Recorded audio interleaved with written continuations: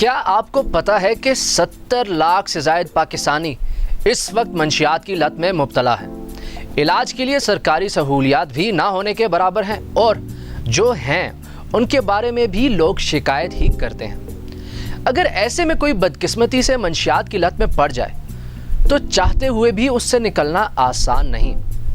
ایک بہت بڑی رکاوٹ تو نشہ کرنے والوں کے بارے میں معاشرے کا رویہ اور بحالی مراکز میں کیا جانے والا سلوک بھی ہے۔ پیرنٹس اپنے بچوں کو پورا ٹائم نہیں دیتے، یہاں پہ بھی ٹائم نہیں دیتے، اور دوسری جو ہمارے جو کالجز ہیں، یہ یونیورسٹیز ہیں، وہاں پہ یہ ڈرگ بڑی عام ہوگی۔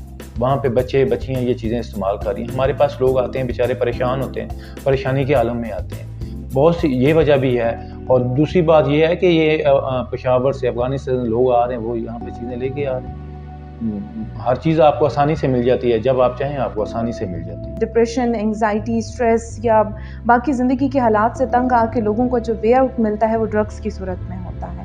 تو ایک یہ وجہ بھی ہے، اور کہیں نہ کہیں فیملی ایشوز یا فیملی پرابلمز، فیملی کانفلکٹس کی ایک بہت بڑی وجہ بنتے ہیں لوگوں کے ڈرگس کی طرف جانے میں، جس میں عموماً جو ہمارے والدین ہیں وہ جب پیشنٹس پہ یا کوئی بھی انڈیویجول ہے اس پہ توجہ نہیں دیتے تو بھی ایک فیکٹر بنتا ہے ڈرگس کی طرف جانے۔ ہر سال 26 جون کو اقوام متحدہ کی جانب سے دنیا بھر میں منشیات کے استعمال اور اس کی غیر قانونی اسمگلنگ کے خلاف عالمی دن کے طور پر منایا جاتا ہے۔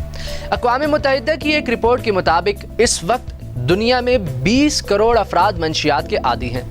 اس وقت پوری دنیا میں منشیات کی سب سے زیادہ مانگ یورپ میں ہے، جہاں تقریباً 75% لوگ ذہنی دباؤ اور دیگر امراض سے وقتی سکون حاصل کرنے کے لیے منشیات کا سہارا لیتے ہیں۔ یہی چیز پھر ہمیں ہالی ووڈ کی فلمز اور سوشل میڈیا پر دکھائی جاتی ہیں، اور اس لعنت کو ہمارے معاشروں میں عام کیا جاتا ہے۔ پہلے ہوتا تھا کہ لوگ جاتے تھے ڈرگ لے کے آتے تھے، انہیں ڈر ہوتا تھا ہم جائیں گے پکڑے جائیں گے، اس طرح کی چیزیں ہوتی تھی۔ لیکن اب کیا ہے، وہ گھر بیٹھ کے آن لائن آرڈر کرتے ہیں، نہ آپ کو یہ ڈر کہ پولیس پکڑے گی نہ کوئی اور۔ تو ان چیزوں کو کنٹرول کرنا حکومت پاکستان کا کام ہے۔ اگر گورنمنٹ لیول پہ، نیشنل لیول پہ اس چیز کو میڈیا کے تھرو پروموٹ کیا جائے، یا اس کو اویئرنیس لوگوں کو دی جائے کہ ڈرگ ایڈکشن سے کیسے دور رہ سکتے ہیں، ٹریٹمنٹ فیسلٹیز کون کون سی ہیں، کیونکہ ہمارے ہاں بہت سے لوگ اس طرح کے ہیں جن کو اس چیز کے بارے میں کوئی اویئرنیس نہیں ہے، کوئی انسائٹ نہیں ہے کہ ہم نے ایڈکشن کا ٹریٹمنٹ کیسے کروانا ہے۔ ٹھیک ہے، تو آئی تھنک تھرو میڈیا اگر ہم لوگ اویئرنیس پروگرامس وغیرہ اسٹارٹ کریں تو وہ ایک بہت پازیٹیو ہو سکتی ہے، electronic media as well as are social media.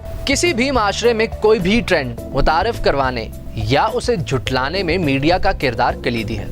Social media اور مین اسٹریم میڈیا نشے کی اس لعنت کو ہمارے معاشرے سے ختم کرنے میں اہم کردار ادا کر سکتے ہیں۔ نشے کے عادی افراد اسی معاشرے کا حصہ ہیں۔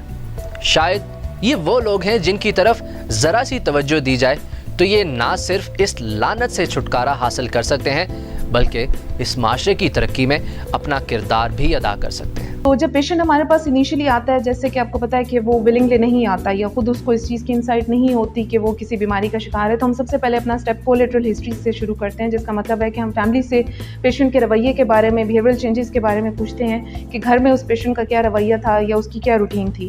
اس کے بعد پیشنٹ کی انیشیل اسیسمنٹ کرنے کے بعد جو میڈیکل ٹیسٹ ہے، اس کے بعد اس کو ڈیٹاکسیفیکیشن کے پیریڈ سے گزرنا ہوتا ہے، جس میں with the help of medicines اس کو وڈرال سے یا اس کی کریونگس وغیرہ کو مینیج کیا جاتا ہے۔ پھر جب 3 to 4 ویکس کے بعد پیشنٹ مینٹلی بھی اور فزیکلی بھی اسٹیبل ہوتا ہے، اس کے بعد ہمارا سائیکالوجی کا ایک ٹریٹمنٹ اسٹارٹ ہوتا ہے، جس میں گروپ سیشن اور انڈیویجول سیشنز کے تھرو پیشنٹ کو ہم لوگ کاؤنسل کرتے ہیں، موٹیویشنل انہینسمنٹ تھراپیز ہوتی ہیں، ریلیپس پریونشن کاؤنسلنگ وغیرہ کے پروگرامس پیشنٹ کے ساتھ ہم لوگ کنڈکٹ کرتے ہیں، اور کمپلیٹ ٹریٹمنٹ جو ہے وہ آلموسٹ 3 months کا ہوتا ہے۔ بٹ اگین یہ ڈیپینڈ کرتا ہے پیشنٹ کی سیویرٹی پہ کہ پیشنٹ کس کنڈیشن میں ہمارے پاس آیا ہے۔ پیشنٹس جو یہاں سے ٹریٹمنٹ کمپلیٹ کروا کے جاتے ہیں، جن کی فیملیز ان کے لیے سپورٹیو ہیں، فیملیز بھی ایک افیکٹو رول پلے کرتی ہیں، اور اس کے ساتھ ساتھ پیشنٹ یہاں سے ٹریٹمنٹ کمپلیٹ کرنے کے بعد جب وہ یہاں کے بتائے گئے اسٹینڈس کو فالو کرتا ہے، and secondly follow up sessions کے لیے ہمارے پاس آتا ہے، تو وہاں ان پیشنٹس میں ریکوری ریٹ بہت اچھا ہے۔ لیکن وہ پیشنٹس، جیسے کہ میں نے آپ کو بتایا کہ ایک فیملیز کو سمجھانا ایک بہت بڑا چیلنج ہے، جو فیملیز اس چیز کو انڈرسٹینڈ نہیں کرتی، تو وہاں پہ پیشنٹ موسٹلی ریلیپس ہو کے پھر ہمارے پاس آتے ہیں۔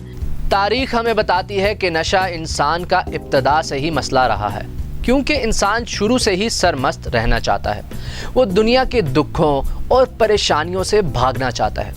ایسے میں نشہ ہی وہ عمل ہے جو انسان کے یہ دونوں مسائل حل کر دیتا ہے۔ یہ الگ بات ہے کہ جب نشئی کا نشہ ٹوٹتا ہے تو زندگی کے دکھ پہاڑ بن کر اس کے سامنے کھڑے ہوتے ہیں۔ آئیں ہم سب مل کر اس لعنت کو روکیں اور ایک صحت مند معاشرے کی طرف اپنا سفر شروع کریں۔